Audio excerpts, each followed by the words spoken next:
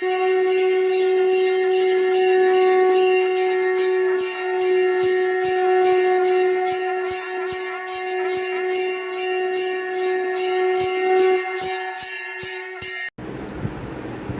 வணக்கம். இதுவரை யாரெல்லாம் குருவாக இருந்தார்களோ அனைவருடைய பாதமும் பணிந்து இந்த பதிவு. நான் உங்கள் கரூர் மணிமேகலை. இப்போது இன்றைக்கி என்னென்னா, இப்போ நம்ம 27 நட்சத்திரத்தை பற்றி ஒவ்வொரு பதிவு பார்த்துட்ருக்கோம். அந்த அடிப்படையில் இப்போ நம்ம பார்க்கக்கூடிய நட்சத்திரம் என்ன அப்படின்னா, நம்ம சித்திரை நட்சத்திரம் வரைக்கும் பார்த்துருக்கோம்னு நினைக்கிறேன். இன்றைக்கி சுவாதி நட்சத்திரம் பார்ப்போம். அதாவது 27 நட்சத்திரங்களுக்கும் தனித்தனி குணங்கள் உண்டு இல்லையா? தனித்தனியாக ஒவ்வொரு நட்சத்திரங்களும் பார்த்திங்கன்னா தனித்தனி அந்தஸ்து பெறுகிறது. ஒவ்வொரு காரணத்துக்கு தான் ஒரு நட்சத்திரத்தை வச்சுருக்காங்க. அதுக்கு ஒரு விலங்கை கொடுத்துருக்காங்க, அதுக்கு ஒரு மலரை கொடுத்துருக்காங்க, அதுக்கு ஒரு மிருகத்தை கொடுத்துருக்காங்க, அதுக்கு ஒரு விருட்சத்தை கொடுத்துருக்காங்க, அதில் ஒரு அதிதேவதையை உருவாக்கி கொடுத்துருக்காங்க இல்லையா? ஏன் அப்படின்னு நம்ம யோசிக்கும்போது, அந்த நட்சத்திரத்தில் பிறந்தவங்களுக்கான அல்லது அந்த நட்சத்திரத்தில் ஒரு கிரகம் இருந்து தசாபுத்தி நடத்தும் போது அந்த ரெமடிக்கு தான் இத்தனை விஷயங்களை நமக்கு நம்ம முன்னோர்கள் மூதாதையர்கள் நமக்கு வடிவமைத்து கொடுத்து விட்டு போயிருக்காங்க இல்லையா? அந்த அடிப்படையில் இன்றைக்கி சுவாதி நட்சத்திரம். இந்த நட்சத்திரத்தில் யார் பிறந்தாங்க, எந்த தெய்வம் அவதரிச்சுது, இதனுடைய பிறப்பினுடைய ரகசியம் என்ன அப்படின்னு பார்த்தோம்னா, விஷ்ணு, அதாவது பெருமாளுடைய அவதாரங்களில் 4வது அவதாரம், விஷ்ணு பகவானுடைய அவதாரங்களில் 4வது அவதாரம், அதாவது மனித உடலும் சிங்கத்தினுடைய தலையும் கொண்டு அவதரித்த நட்சத்திரம் தான் இந்த சுவாதி நட்சத்திரம். அப்படி யார் பிறந்தா பெருமாள்? அப்படி யார் 4வது அவதாரமாக அவதரித்தது? யார்? நரசிம்ம பெருமாள். நரசிம்ம பெருமாள் அவதரித்த நட்சத்திரம் தான், அதாவது சிங்க தலையும் மனித உடம்பும் கொண்டு இரணியனை வதம் செய்து நம்ம பிரகலாதனை காப்பாற்றுறதுக்காக அவதரித்த நட்சத்திரம் தான் சுவாதி நட்சத்திரம். இந்த சுவாதி நட்சத்திரத்தில் என்ன இருக்குது அப்படின்னா, நம்மளோட 6 சக்கரங்களில் மூலாதார சக்கரத்துக்கு அடுத்தது நம்ம விழா எலும்புகளில் முதுகெலும்பு முடிகிற இடம் என்னென்னா மூல நட்சத்திரம். அதான் அந்த முட்டெலும்பு இருக்கிற இடம். கீழே அந்த முட்டெலும்பு இருக்கிற இடம் குந்தத்துக்கிட்ட அந்த மூலாதார சக்கரத்தில் இருந்து கொஞ்சம் வந்தோம்னா நம்மளோட தொப்புளுக்கு கீழே சுவாதிஷ்டானம் நாவிதான். சுவாதிஷ்டானம் அப்படின்னு சொல்லக்கூடிய சக்கரா இயங்கிறது தான் சுவாதி நட்சத்திரம். அப்போது அது அங்கே ஏன் வச்சுருக்காங்கன்னா, அது ஒரு சுழற்சி. அப்போது ஏன் நரசிம்ம அவதாரத்தை அங்கே கொடுத்துருக்காங்க அப்படின்னா, அந்த வேகம் ஏதோ ஒரு விஷயத்தை அழித்து, காமத்தை அழித்தா, அல்லது இப்போ நீங்கள் நரகாசுரன்றோம்,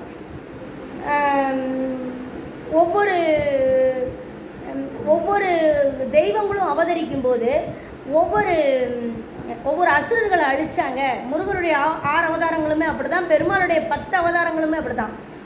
ஒவ்வொரு அசுரனை அழிக்கிறது. அது அசுரன் மனிதனா அப்படின்னு கேட்டால் கதை தான் அது. ஆனால் யாருங்க அழிச்சாங்க அப்படின்னு கேட்டிங்கன்னா, நம்ம உடம்புக்குள்ளே இருக்கிற ஒவ்வொரு சிந்தனைகளையும் ஒவ்வொரு கெட்ட விஷயங்களையும் அழிப்பதற்கு தான் இந்த நட்சத்திரத்துக்கு அந்த ஸ்பெஷாலிட்டி உண்டுன்றான். அதை அழிக்கக்கூடிய ஸ்பெஷாலிட்டி உண்டுங்கிறான்.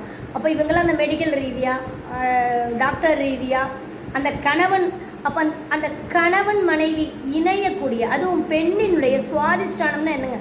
தொப்புள் கொடியிலிருந்து வர்ற ஒரு விஷயம். அப்போது பெண்ணினுடைய மர்ம உறுப்புகளை சொல்லக்கூடிய இடம்தான். அப்போது அந்த தொப்புளுக்கும் மர்ம உறுப்புக்கும் சென்டரான பகுதி சுவாதிஷ்டானம் இருக்கிறது.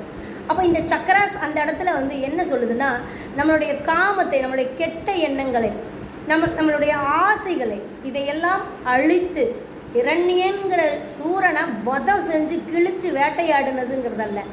அந்த இடம்தான் நம்மளுடைய ஆசாவாசங்களை அழித்து, இப்போ அது கணவன் மனைவி இணையக்கூடிய நட்சத்திரம் தான் சுவாதி நட்சத்திரம். அப்போ அந்த கணவன் மனைவி இணையக்கூடிய நட்சத்திரம் சுவாதி நட்சத்திரம் அப்படின்னா, அந்த இணைவு ஒன்றை ஒன்று இணைக்கிறது, பொதுமக்களுக்கும் ஜனங்களுக்குமான தொடர்பு. ஏன்னா சுவாதி நட்சத்திரத்தில் தான் சனி பகவான் உச்சமாகிறார். சனி பகவானுடைய உச்ச பவரை கொடுக்கறது தான் சுவாதி நட்சத்திரம். அப்போ மக்களுக்கும் நமக்குமான தொடர்பு. அப்போ கணவன் மனைவி இணையக்கூடிய இடத்துல சனி உச்சமாகிறதுக்கு என்ன வேலை? ஒரு தர்மமும் நீதியும் நியாயமும் அது மட்டும் இல்லை, நம்மளுடைய ஆசாபாசங்களையும் நம்மளுடைய காம எண்ணங்களையும் இச்சைகளையும் வென்று எடுக்கக்கூடிய இடம் அந்த இடம். நட்சத்திரத்தில் எவ்வளோ அழகாக கொடுத்துருக்காங்க பார்த்தீங்களா. இப்போ இதனுடைய சின்னம் தான் தீபம். இதனுடைய சின்னம் தீபம். கடவுள் யாருன்னா வாயு பகவான். அப்போது அந்த அந்த இடத்துல தான் இப்போ நம்ம சொல்கிறாங்களே, குழந்தை பிறந்தாலோ தொந்தி வந்ததுனாலோ கேஸ் ஃபார்ம் ஆகிருதுங்குது இல்லை, கேஸ் ஃபார்ம் ஆகிருது, வயிறு பெருத்துக்குது. ஆக்சுவலாக குழந்தை பிறந்ததுனாலே பெண்களுக்கு பார்த்திங்கன்னா, மேக்ஸிமம் பெண்களுக்கு பார்த்திங்கன்னா அடிவயிறு பெருசாகிடும். ஏன்? அந்த வாயு பகவான் அந்த கடவுளாக கொடுத்துருக்காங்க. அப்போ அந்த இடத்துல காற்று போகுது அப்படின்னு அர்த்தம். அப்போ நம்ம எக்ஸசைஸுங்கிறது ப்ராக்டிஸுங்கிறது அதிகமாக செய்யும் பொழுது அந்த கேஸ் வெளியாகும். அப்போ வாயு பகவான் அந்த அதுக்கு கடவுளாக கொடுத்துருக்காங்க. இன்னொன்று பார்த்தீங்கன்னா மரம் பார்த்தீங்கன்னா மருத மரம். மருத மரத்தையும் அதற்கு விருட்சமாக கொடுத்துருக்காங்க. அது அதுக்கு சுவாதி நட்சத்திரத்துக்கு. இப்போ விலங்கு என்ன அப்படின்னா, பெண் எருமை எதுக்கு கொடுத்துருக்காங்க? அஸ்தத்துக்கு. ஆண் எருமை சுவாதி கொடுத்துருக்காங்க. அது மட்டும் இல்லை, பறவை தேனி. சுவாதி ஏங்க ராகுவுடைய நட்சத்திரம் தானே அப்படின்னு சொல்லுவோம்ல, இங்கேயும் விஷம் இருக்குது, இங்கேயும் விஷம் இருக்குது. அப்போது கர்ப்பப்பையில் நம்ம என்ன சொல்கிறோம்? கர்ப்பப்பையில் கழிவுகள்ங்கிறோம் நிறைய. அங்கே தான் கிட்னியில் கிருமி வருதுன்னு சொல்லுவாங்க, இன்ஃபெக்ஷன் ஆச்சுமாங்க, யூரினரி ஃபில்டர் ஃபால்ட் ஆயிடுச்சுமாங்க, கர்ப்பப்பையில் கட்டி இருக்குதுமா. ஏன்னா அந்த தேனி அப்படின்னா அந்த விஷங்கள் அந்த இடத்துல அப்படி கொடுத்துருக்காங்க. அந்த இடத்துக்கு தேனியை பறவையாக கொடுத்துருக்காங்க சுவாதிக்கு. அது மட்டும் இல்லை, அதிதேவதை தான் நரசிம்மர் இல்லைங்களா. அப்போ வெற்றி சின்னம் என்னென்னா, வெற்றி சின்னம் குயவன் பானை செய்கிறார்ல, குயவன் இப்படி மண்ணை இப்படி பிடிச்சி அப்படியே விளக்கு பானைகள் செய்வாங்க இல்லையா. அப்போ குயவன் செய்யக்கூடிய அந்த குயவன் பண்டங்கள் செய்யக்கூடிய சக்கரம் இருக்கு இல்லையா, அப்படி சுற்றி விடுவாங்கள்ல, சுற்றி விட்டுக்கிட்டே செய்வாங்க இல்லையா, அந்த சக்கரம் தான் இதனுடைய வெற்றி சின்னம். இந்த சக்கரத்துக்கு நான் அடுத்து விஷாக நட்சத்திரத்துக்கு பலன் போடுவேன்னா, அந்த பலனில் இந்த சக்கரத்துக்கு என்ன வேல்யூங்கிறத நான் அந்த சக்கரத்தில் சொல்கிறேன், சரிங்களா. அது மட்டும் இல்லை, இதனுடைய மலர் பார்த்தீங்கன்னா மந்தாரை. பொதுவாகவே திருவாதிரை சுவாதி சதயத்துக்கு பார்த்தீங்கன்னா இந்த சர்பத்துக்கு பிடித்த பூக்களாகத்தான் இருக்கும். அப்போ அது மந்தாரை பூ வைத்து இந்த நரசிம்மரை வழிபாடு செய்வது, அந்த காலகட்டங்களில் அந்த மாதிரி தெய்வங்களை வழிபாடு செய்யும் பொழுது பார்த்திங்கன்னா இந்த மந்தாரப்பூ வச்சு வழிபாடு செய்கிறதெல்லாம் சிறப்பான ஒரு விஷயமா இருக்கும். ஒன்று கனெக்டிவிட்டி வரும். மந்தாரையில் அந்த நட்சத்திரத்தில் ஒரு கிரகம் உட்காந்து தசை நடத்தும் போது இந்த விருட்சம், இந்த பறவை, இந்த மலர், இந்த மிருகம், இந்த இந்த இந்த சக்கரம், இதெல்லாமே பார்த்தீங்கன்னா நம்மளோட லைஃப்பில் அப்படி வந்துட்டு போகும். இதெல்லாம் உணர்றதுக்கு பக்குவம் நமக்கு வேணும், பஞ்சபூதத்தோட கனெக்டிவிட்டி வேணும். சரி, இது ஒரு பக்கம் இருக்கட்டும். இப்போ இந்த சுவாதியில் பிறந்த ஒவ்வொரு பாதத்துக்கும் குணங்களை பார்த்துட்ருக்கோம் இல்லையா. அந்த அடிப்படையில் சுவாதி 1ஆம் பாதத்தில் பிறந்தவங்க அப்படின்னா ஆச்சார அனுஷ்டானங்கள் கொண்டவர்கள், ரொம்ப பக்தி மார்க்கமாக இருப்பவர்கள், பெரியோர்களை மதிக்கக்கூடியவர்கள், நற்குண செய்கைகளை உடையவர்கள். 1ஆம் பாதம் ஜென்யூல் பர்சன், அதில் நோ ப்ராப்ளம். 1ஆம் பாதம் சூப்பரான கேரக்டர். 2ஆம் பாதம் எடுத்துக்கிட்டிங்க அப்படின்னாலும் நல்ல விசாலமான புத்தி, திடகாத்திரமான தேகம் இருக்கும். நல்ல ஒரு ப்ராக்டிஸுங்கிற ஒரு விஷயம், ஜென்யூன்லாம் பாடியும் கரெக்டாக வச்சுக்கிற மாதிரி, வாழ்வாதாரத்தையும் கரெக்டாக வச்சுக்கிற மாதிரி, நேர்மையான. ஏன்னா பொதுவாகவே துலாம் ராசியில் இருக்கிற சுவாதிக்கு, துலாம் ராசிக்கு ஒரு பவர் உண்டு, நீதியும் நேர்மையும் கொண்ட தராசில் எடை போடுறவங்க. அதாவது நிறைய வியாபாரிகள் இங்கே வருவாங்க. சுவாதிங்கிறத நாங்கள் காற்று ராசி இல்லையா, காற்று ராசியும் நீருக்குண்டான கிரகமும் சனி பகவானுக்கு உண்டான வீடு, உச்சம் பெறக்கூடிய சூரியன் நீசம் பெறக்கூடிய அந்த மாதிரி ஒரு வீடு. அப்போ மக்கள் தொடர்புக்கு உண்டான வீடு. மக்கள் தொடர்பு எங்கன்னுங்க, அளவு, நிறுத்தல், எடை போடுதல், தர்மம், நீதி, நியாயம் எல்லாத்தையும் அளந்து சொல்கிற இடம் இல்லையா. அப்போ இங்கே நீதிமான்லாம் அந்த இடத்துல இருக்கணும் இல்லை. 1-2 பாதம்லாம் நிஜமானுமே ஜென்யூலான பர்சன், நீதி நேர்மைக்கு உண்டான விஷயம். 3ஆம் பாதம் கொஞ்சம் அப்படியே மாறும். என்னென்னா கொஞ்சம் குணங்கள் கொஞ்சம் டைவர்ட் அடிக்கும். டைவர்ட் அடிக்கும்னா அவங்க கெட்டவங்கன்னு இல்லை, அவங்க அந்த மாதிரி துறையில் இருப்பாங்க. அதே நீதி கோர்ட்லேயே இருக்கான்னு வச்சுங்களேன், ஜட்ஜி எல்லாம் ஒரே மாதிரி நீதி சொல்கிறாங்கன்னு நினைக்கிறீங்களா? சமயத்துக்கு தகுந்த மாதிரி சொல்கிறவங்களும் இருக்காங்கல்ல. வக்கீல் எல்லாத்துக்குமே பொதுநலத்தோடு வாதாடுறாங்கன்னு நினைக்கிறீங்களா?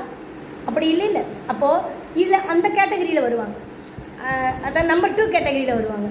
வியாபாரியாக இருந்தாலும் அந்த கலப்படத்துலையும் அந்த ஒரு குணம், சும்மா ஜஸ்ட்டு ஒரு கெட்ட குணங்கள் அப்படி வந்து போகும்.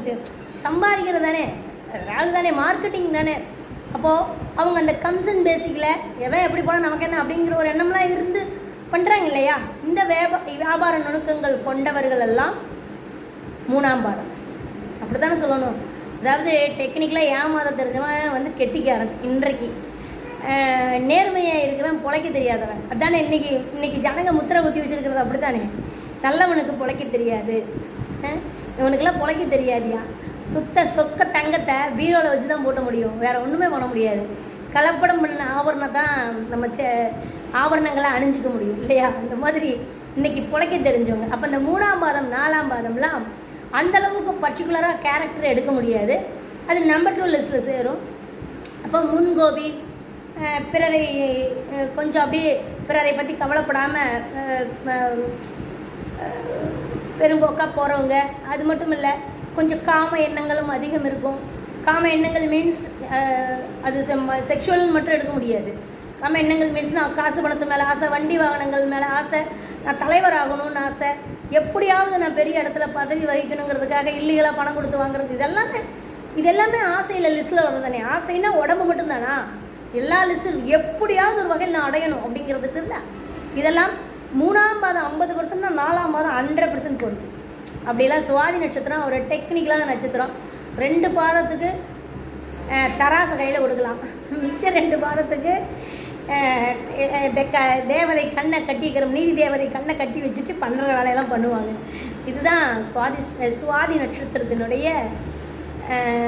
ஏன்னா அந்த வீட்டில் ஒரு கிரகம் உட்காந்து தசை நடந்ததுன்னா நம்மளை சுற்றி இருக்கிறவனும் அப்படி தான் இருப்பான், நம்மளும் அப்படி தான் இருப்போம், வேறு வழியே இல்லை. அதனால் வந்து அப்போ தான் போய் நான் வக்கீலுக்கு கொடுத்து ஏமாந்தேன், அவனுக்கு கொடுத்து ஏமாந்தேன், லஞ்சம் கொடுத்து ஏமாந்தேன், வேலைக்கு பணம் கொடுக்க சொன்னாங்க கொண்டு போய் கொடுத்து ஏமாந்தேன். இப்போ நம்ம ஏமாத்துறவங்க மட்டும் சுவாதி 3 நாள் இல்லை, ஏமாறுறதும் அந்த லிஸ்ட்டில் தான் வரும். ஆசை ஈஸியாக நம்ம படித்து வாங்குறதுக்கு வேறு பணம் கொடுத்து வாங்கிடலாங்கிற ஆசை. அந்த மாதிரி சுவாதி நாள்லாம் 3ல் ஒரு கிரகம் இருந்தால் ஏமாறுவதற்கும் வாய்ப்புன்று, ஏமாற்றுவதற்கும் வாய்ப்பு. சரிங்களா? நன்றிங்க, வணக்கம். மீண்டும் அடுத்த நட்சத்திரத்தில் இன்னும் புது தகவல்களோடு உங்களை தொடர்பு கொள்கிறேன். கருத்துக்களும் விமர்சனங்களும் வரவேற்கப்படுகிறது. நன்றி, வணக்கம், வாழ்க வளர்க.